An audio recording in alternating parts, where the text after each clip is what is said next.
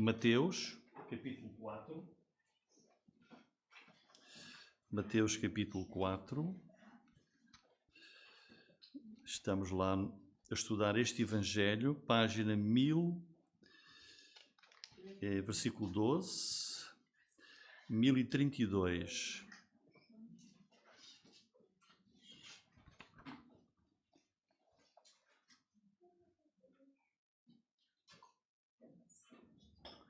Muito bem, nós estamos então a prosseguir o estudo do Evangelho de Mateus. Estamos no capítulo 4 já, e hoje nós vamos ver o início do ministério público de Jesus na Galileia. Estamos aqui no capítulo 4, versículo 12, e agora aqui podemos ver mesmo os primórdios, podemos ver o princípio do tempo em que o Senhor Jesus começou a andar no meio das pessoas. É precisamente aqui, e foi na região da Galileia. Vamos ler aqui o versículo 12 do capítulo 4. Jesus, porém, ouvindo que João estava preso, voltou para a Galileia e, deixando Nazaré, foi habitar em Cafarnaum, cidade marítima, nos confins de Zebulon e Naphtali. Já vamos ler mais. Vou pedir ao Daniel também se pode pôr ali um mapa para nós vermos melhor aqui onde é que Jesus estava. Então vejam, João Batista estava com o seu ministério de pregação e de batismo nas margens do Rio Jordão, na região da Judeia. Portanto, não muito a norte de Jerusalém, mas no Rio Jordão, que é aquela linha que sobe ali onde diz Mar Morto. Portanto, no sul de Israel. Mas João Batista foi preso, como sabem, por Herodes. Ele esteve mais ou menos um ano preso e depois foi decapitado. Jesus foi batizado por João ali nas margens do Rio Jordão. Depois, Jesus vai para o deserto da Judeia, no sul ainda, para ser tentado. É? Ok. Portanto, aqui temos Belém, isto é o Rio Jordão, que vai aqui até ao Mar da Galileia. Então Jesus foi batizado, João Batista estava mais ou menos aqui, depois Jesus é batizado e vai ser tentado pelo diabo neste deserto que existe aqui em baixo, e depois vamos ver que Jesus vai voltar para o norte, para a Galileia, que fica aqui. Então temos a Galileia, Samaria fica ao centro. É muito fácil a geografia de Israel. Ao norte a Galileia, ao centro a Samaria, dos samaritanos, e a Judeia fica aqui nesta zona. E Jesus vai voltar, ele vai depois aqui para Cafarnaum, vai para Nazaré. Cafarnaum fica nas margens do Mar da Galileia. Portanto, vejam uma coisa tão interessante, que o Senhor Jesus nasceu no sul, nasceu em Belém, que fica muito perto de Jerusalém. Jesus nasceu no sul, em Belém, viveu depois a maior parte da sua vida lá em cima em Nazaré, e depois deixou Nazaré e vai para Cafarnaum, que é na parte norte do Mar da Galileia, e é ali que ele começa o seu ministério, onde ele se começa a mostrar às pessoas. E é ali, precisamente, irmãos, naquelas circunvizinhanças, pensem só, irmãos, ali naquele lugar viveu aquela que é a maior de todas as vidas, a vida de Jesus. O Filho de Deus escolheu viver e foi a luz de Cafarnaum, naquela zona do Mar da Galileia. E é interessante ver, nós também entendemos um pouco, se pensarmos no nosso país, os irmãos estão aqui do Brasil, nós sabemos que há zonas do país em que são assim as mais famosas, assim, as consideradas top, não é? E há outras que são assim, ninguém liga, e as pessoas que são de lá são tidas como sendo muito sem importância. E realmente vejam que Jesus escolheu viver na zona da Galileia, que era considerada em Israel por toda a nação e sobretudo pelas autoridades religiosas, os fariseus, os escribas. Eles desprezavam as pessoas do norte, da zona da Galileia, ali de Zebulon, Naftali, da Galileia. Tinha sido ali pelo norte que as invasões dos assírios e depois mais tarde da Babilónia vieram ali pelo norte e então consideravam aquelas pessoas assim muito inferiores. E de facto até em João capítulo 1 e capítulo 7 vemos lá quando Jesus começa a ser conhecido, mas ele é da Galileia, mas da Galileia não há nada de bom, não há ninguém importante da Galileia, como é que o Messias é da Galileia? Portanto era uma zona mesmo muito mal vista. Mas a humildade de Jesus vê-se aqui, ele escolheu viver, escolheu habitar, revelar-se entre os mais ignorados, entre os mais desfavorecidos, entre os mais mal vistos em Israel. Foi ali que Jesus começou, longe do centro, longe da capital de Jerusalém. E vemos a humildade de Jesus. Começou logo quando ele nasceu numa pequenina cidade, foi colocado num berço e cresceu também numa zona muito mal vista em Israel. Então vemos aqui versículos 12 e 13, descrição dos passos de Jesus, e o versículo 14 diz, porque é que Jesus para aí foi? Diz, para que se cumprisse o que foi dito pelo profeta Isaías, que diz, a terra de Zebulon e a terra de Naftali, junto ao caminho do mar, além do Jordão, a Galileia das nações, o povo que estava assentado em trevas viu uma grande luz. E aos que estavam assentados na região e sombra da morte, a luz raiou. Ora, aqui o evangelista Mateus, o escritor deste evangelho, está aqui a dizer e quer mostrar o quê? Que Jesus é, na verdade, o Messias. Ele está a cumprir as promessas proféticas do profeta Isaías, que viveu 700 anos antes. Isaías escreveu isto no capítulo 8, versículo 22 e no capítulo 9, versículo 1. Quer dizer, o profeta Isaías anunciou e proclamou a vinda, o raiar de uma nova esperança, uma luz, ele diz, uma grande luz, que não iria brilhar lá em Jerusalém, na zona mais famosa de Israel, mas na região mais desfavorecida. Ele diz aí, no versículo 16, o povo que estava sentado em trevas viu uma grande luz, aos que estavam sentados na região e sombra da morte. E assim Jesus é a grande luz que veio para iluminar, para salvar os que estão oprimidos, os que estão debaixo da morte espiritual, na sombra da morte, por causa do pecado contra Deus. Jesus veio. Ele é a grande luz que veio para nos iluminar. Mas vejam o alcance dessa luz que é Jesus. Vejam o fim do versículo 15, que diz que ele foi para o caminho do mar, além do Jordão, a Galileia das nações.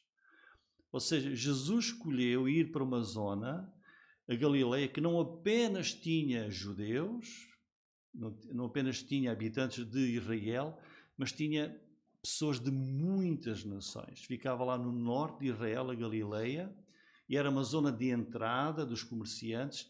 Então Jesus escolheu viver numa região que não tinha sobretudo judeus, sobretudo pessoas de Israel, mas era a Galileia das nações. Porquê? Porque Jesus é a luz do mundo. Ele não veio apenas para Israel.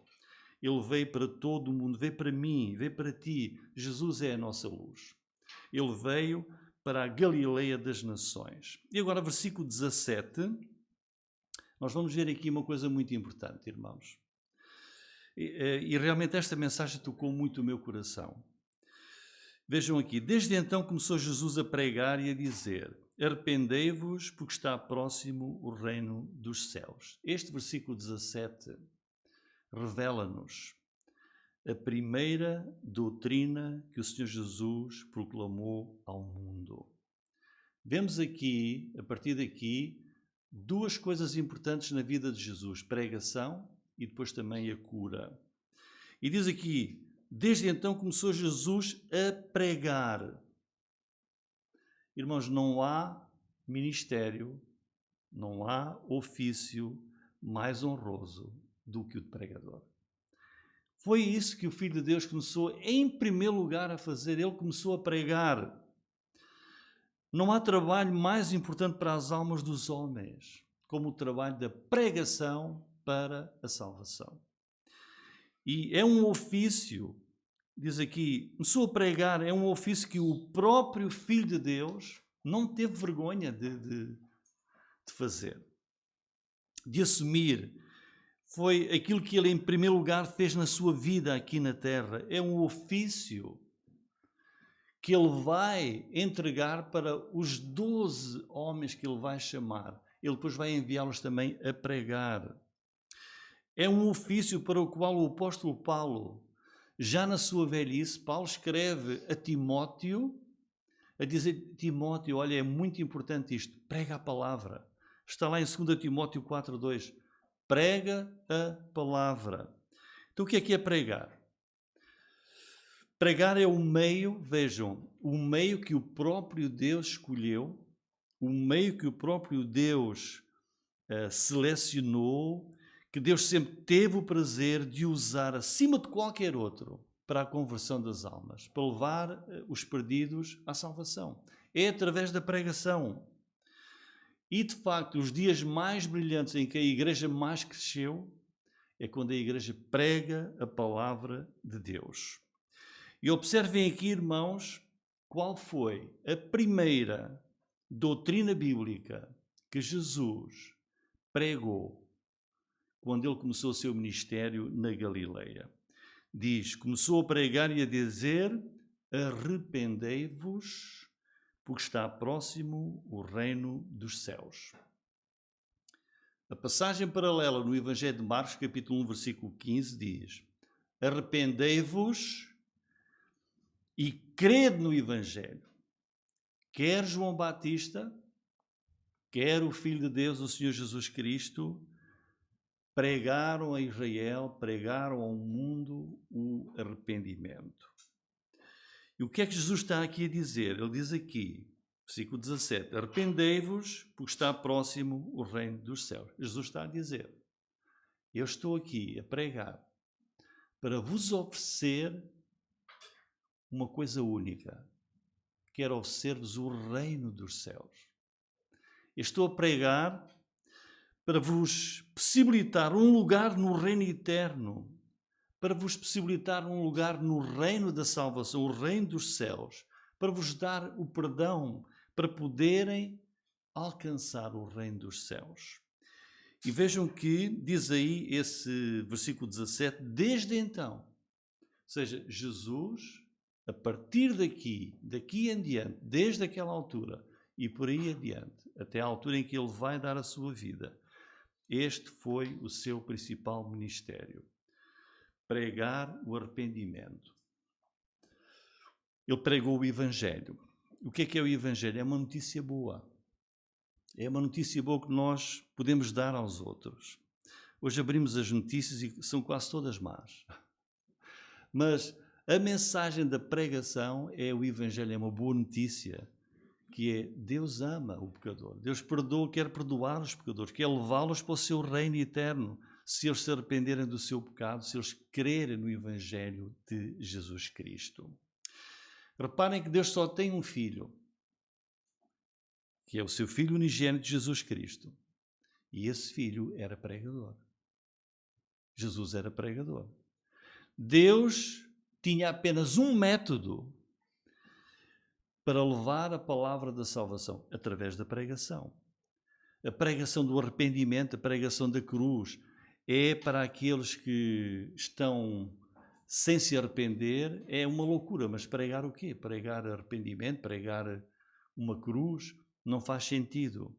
Mas Deus diz, para aqueles que vão crer, a pregação do Evangelho, do arrependimento, é o poder de Deus. Paulo aos Coríntios, na primeira carta aos Coríntios, capítulo 1, versículo 21, diz: aprova Deus salvar os crentes pela loucura da pregação. E por isso Jesus, diz aqui, dali em diante começou a pregar. Jesus é o principal pregador. E vejam aqui esta simplicidade.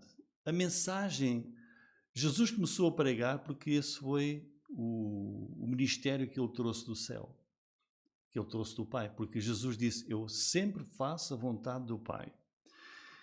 E vejam a simplicidade da apresentação de Jesus ao mundo. Ele trouxe uma mensagem do céu, pregou uma boa notícia, uma notícia nova, que é a notícia do arrependimento, da salvação que Deus quer trazer através da fé no Evangelho. Ele diz que começou a pregar e a dizer, arrependei-vos. Esta é a mensagem de Deus para o mundo. Não é uma mensagem difícil, não é uma mensagem complicada, até podemos dizer que é básica. Pregar o arrependimento. Então, quando qualquer um de nós, está a falar aos outros, a pregar aos outros, levar esta mensagem, nós estamos a repetir aquilo que fez o Senhor Jesus Cristo, a mensagem que veio de Deus. Jesus veio viver no nosso mundo e quando Deus se revelou, começou a pregar esta mensagem do arrependimento. Então, às vezes pensamos, bom, eu vou ali, vamos estabelecer uma igreja nova, o que é que temos que fazer primeiro? Vamos lá ver o ambiente, como é que é a cultura das pessoas. Não é? É que a cultura de Moreira da Maia é diferente da cultura de Manaus. E é. Então temos de saber qual é a cultura ali à nossa volta. Vamos procurar conhecer as pessoas, quais são os principais pontos psicológicos, o que é que elas gostam, o que é que não gostam. Irmãos, a mensagem do pregador da palavra de Deus não tem nada a ver com isso. Não tem que se preocupar com a cultura, com a psicologia das pessoas, qual é o interesse, o que é que elas mais gostam, não gostam, de procurar arranjar uma mensagem que seja melhor para os alcançar. Olha, Jesus começou a pregar o arrependimento. Temos que pregar o arrependimento. Pregar o Evangelho. Nós, crentes, somos arautos que pregam a mensagem de Deus. Irmãos, é igual em qualquer lugar do mundo. Vai pregar em Manaus, no Rio de Janeiro, aqui em Moreira da Maia, no Alentejo, no Japão, o que é que tem que pregar? O Evangelho é igual. Não há diferença. O Evangelho no Japão é um, no Brasil é outro. Não é. É pregar o arrependimento. Pregar o Evangelho. É uma mensagem simples. Mas foi a mensagem que Jesus trouxe do céu. Porque vejam, irmãos, a mensagem que leva à salvação de uma pessoa é se ela se arrepender e crer em Jesus Cristo.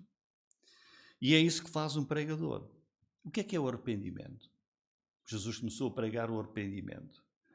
O arrependimento é uma coisa simples. É mudança de mente. Pense cada um na sua própria vida antes de ser crente. Nós tínhamos uma mentalidade, tínhamos um objetivo de vida, tínhamos um caminho que a gente percorria e ouvimos o Evangelho, a palavra de Deus, e o arrependimento é, então eu tenho que mudar. Porque se eu continuar neste ciclo de vida, eu estou perdido. Então, pregar o arrependimento é para levar a pessoa a mudar o seu pensamento, mudar a sua mente. É uma oportunidade. Quando se prega o arrependimento e o Evangelho, essa pessoa tem uma oportunidade de dizer sim ou não.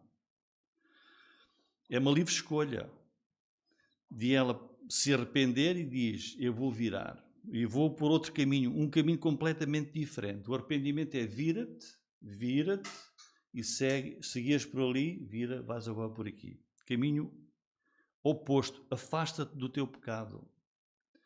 Isso é o arrependimento. Então a exigência de Deus É uma exigência de Deus, irmãos. O arrependimento é uma exigência de Deus. Ninguém vai para o céu se não se arrepender. Jesus, há pouco cantámos aquele hino, é preciso nascer de novo. Jesus foi ter com o mestre em Israel e disse: Nicodemos, tu estás perdido. Tu és mestre, mas tu estás perdido. Se tu não nasceres de novo, não vais entrar no céu. Mas Nicodemos, estás perdido. Tens de te arrepender. Tens que nascer de novo. E esta é a mensagem. Deus oferece a cada pessoa a salvação. Ela tem uma escolha de se arrepender e crer em Jesus Cristo. Então o arrependimento não é uma coisa muito leve, é uma mudança completa de mente, é uma mudança de coração, é uma mudança quanto ao pecado. Porque a pessoa tem que tomar consciência que não pode continuar no caminho que tinha, mas vai humilhar-se diante de Deus, vai ter uma ruptura completa com hábitos pecaminosos e vai voltar-se para Deus.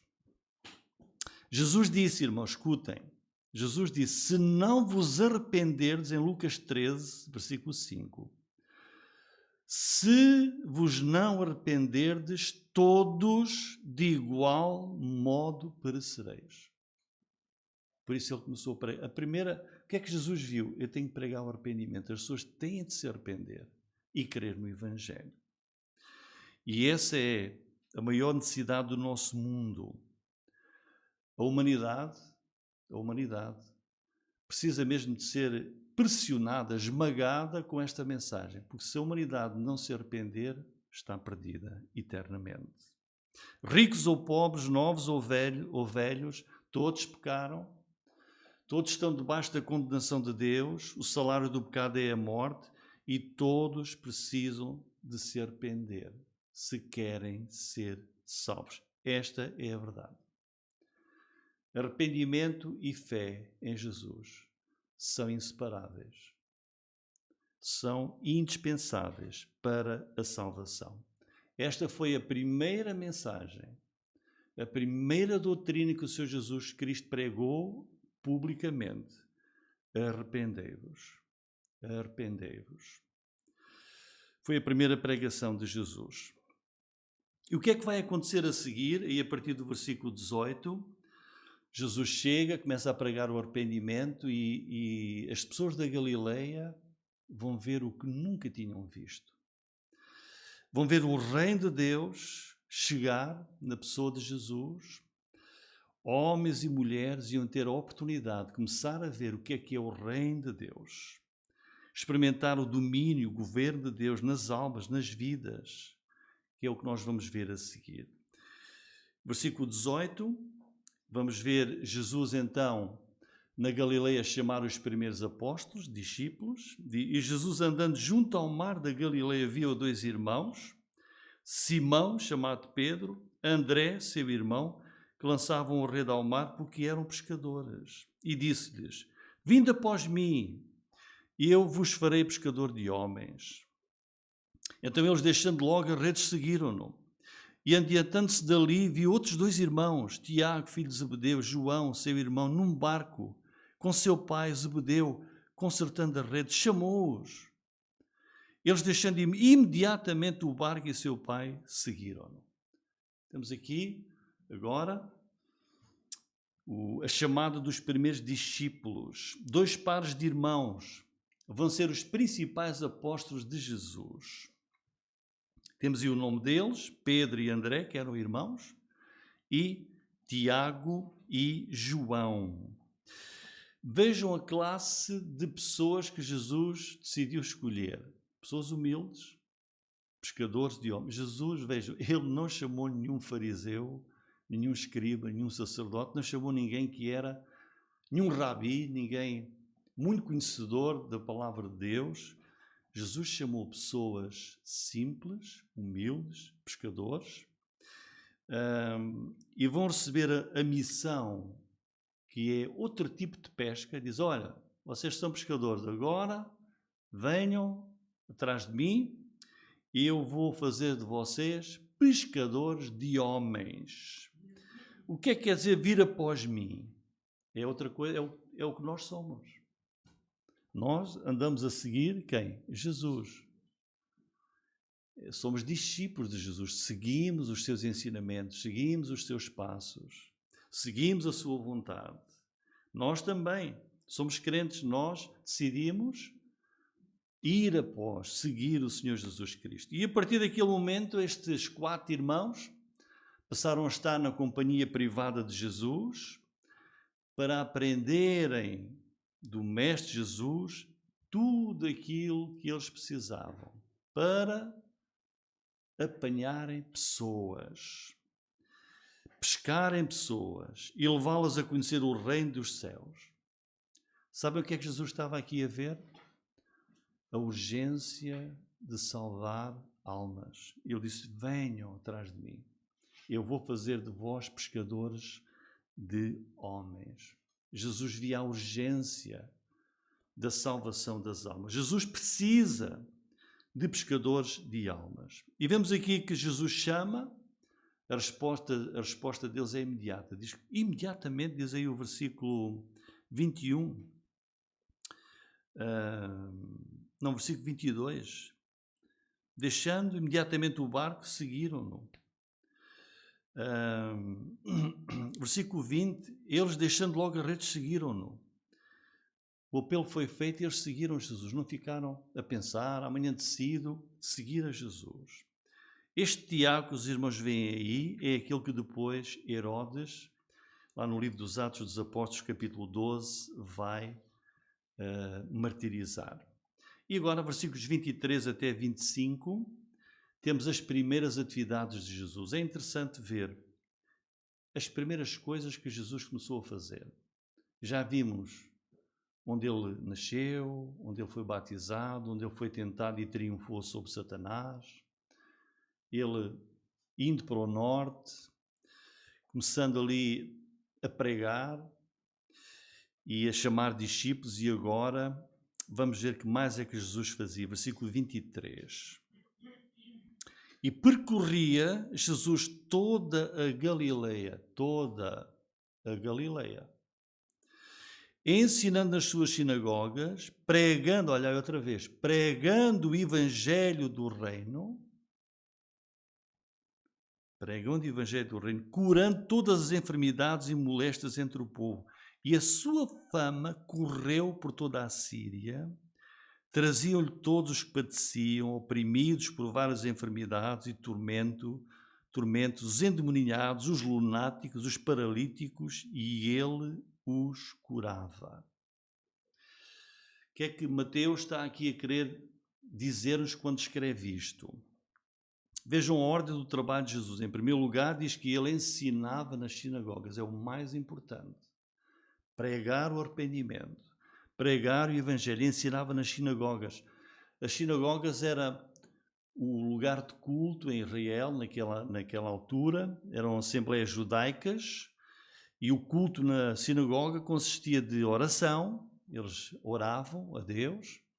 Eles louvavam a Deus, liam as Escrituras, os livros do Antigo Testamento, eram os que havia ainda, e depois um rabi, um mestre, expunha a palavra. E Jesus, a vida de Jesus, qualificou para ele ser aceito. Vejam, ele foi aceito como um mestre bíblico, notável, para poder pregar nas sinagogas. Jesus pregava nas sinagogas. Pregava o quê? O reino de Deus. Mas Jesus não pregava só nas sinagogas. Veja o capítulo 5, que iremos ver a seguir. Vemos que Jesus começou a pregar também ao ar livre, diz. E Jesus, vendo a multidão, subia a um monte e assentando-se, e é o famoso Sermão do Monte. Vejam, Jesus, em primeiro lugar, pregava o reino de Deus. E depois, versículos 23 e 24, curava todas as enfermidades e moléstias do povo. E aqui o Evangelho de Mateus quer nos mostrar o tipo de milagres que Jesus fazia. Porquê? Porque é confirmar Mateus está aqui a dizer, olha, só o Messias, só o Filho de Deus podia fazer isto. Não havia situação nenhuma difícil para o Senhor Jesus. Percorria toda a Galileia e curava todas as enfermidades e moléstias entre o povo. Todos os que padeciam, oprimidos de várias doenças. Nós podemos imaginar hoje, irmãos, hoje temos uma dor numa mão, num ombro, numa perna, temos uma coisa, temos uma doença grave, não sabemos o que fazer e andamos nos médicos e é a nossa fraqueza como humanos. E naquele tempo era assim também. Iam ter com Jesus e Jesus curava todos, sem qualquer dificuldade. Eram milagres, irmãos, que mostravam que ele era o Messias. E o que é que mostrava estes milagres? A grande bondade de Jesus. Jesus olhava para as pessoas tão necessitadas, tão miseráveis.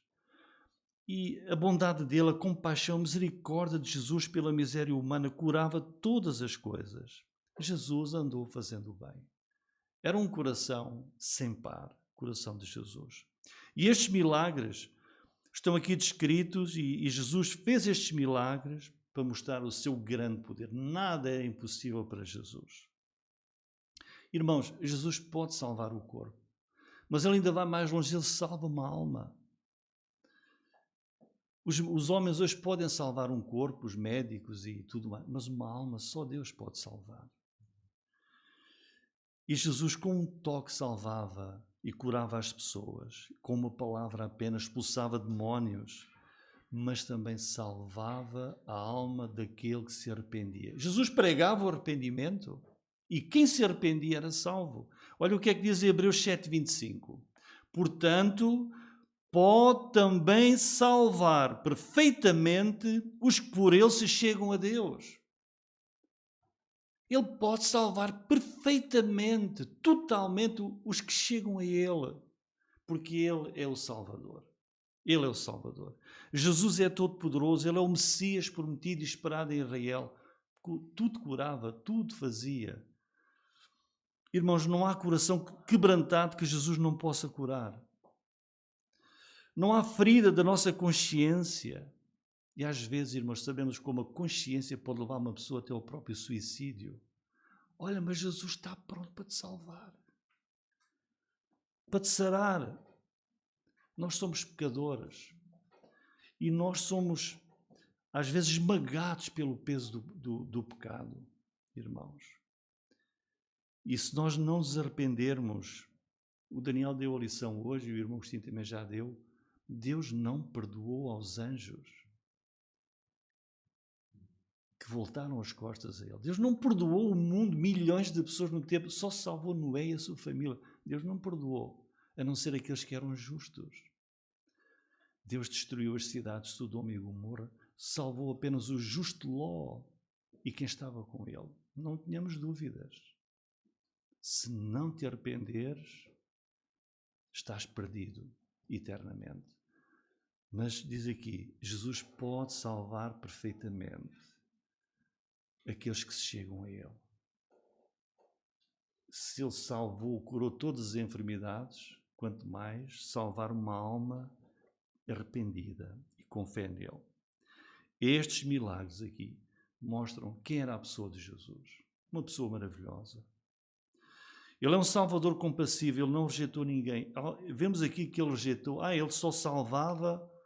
Não, Jesus não rejeita ninguém. Ele não faz acepção de pessoas. Todos os que forem a ele são salvos.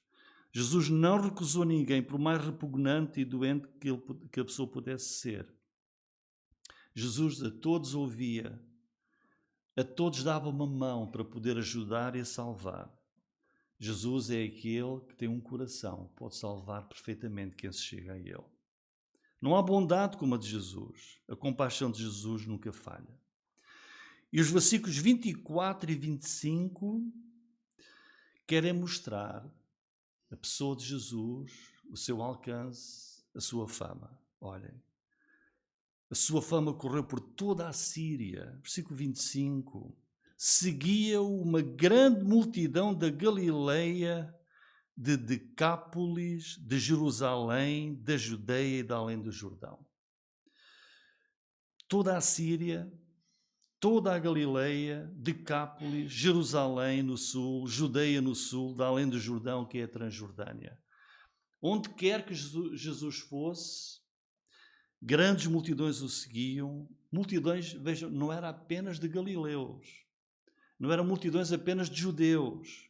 Síria, que fica já a norte de Israel, que é a região Sirofenícia, a fama de Jesus chegou aí. E nós vamos ver mais tarde, uma mulher sirofenícia foi ter com ele em busca de cura para a sua filha. A fama de Jesus foi até ao rio Eufrates, a norte, ao leste, o mar Mediterrâneo, todo o Israel, até ao sul, na Judeia. As nações gentílicas, que é Decápolis, que eram cidades gregas. Da além do Jordão, que é a Pereia. Jesus era, como diz aqui, como disse o profeta Isaías, o povo que estava sentado em trevas viu uma grande luz. Jesus é a grande luz. E hoje esta luz não chegou ao mundo inteiro? Chegou ao mundo inteiro. E vai continuar a chegar. Irmãos, em conclusão, lembremos disto. Isto aconteceu há quanto tempo? 2000 anos. Mas Jesus, diz Hebreus 13:8, é o mesmo. Ontem, hoje e eternamente. Jesus não perdeu capacidades. Ele hoje está lá no alto, à direita de Deus, continua com o mesmo poder e Ele é tão capaz de salvar hoje, tão disposto a receber, tão pronto a ajudar como há 2000 anos. Lembremos-nos, a primeira mensagem, a primeira doutrina de Jesus foi: arrepende e crê no Evangelho. É a única maneira de nós sermos salvos. Se já te arrependeste, glória a Deus. Se não o fizeste, essa é a única maneira de poderes ter vida eterna e teres isto que aqui que o Senhor Jesus começou a pregar, não é? Pregar o reino de Deus, dizendo: vem para o meu reino, vem para o reino dos céus, vem para o reino da salvação, vem para o reino do meu Pai, arrepende e crê. Glória ao nome do Senhor Jesus. Amém.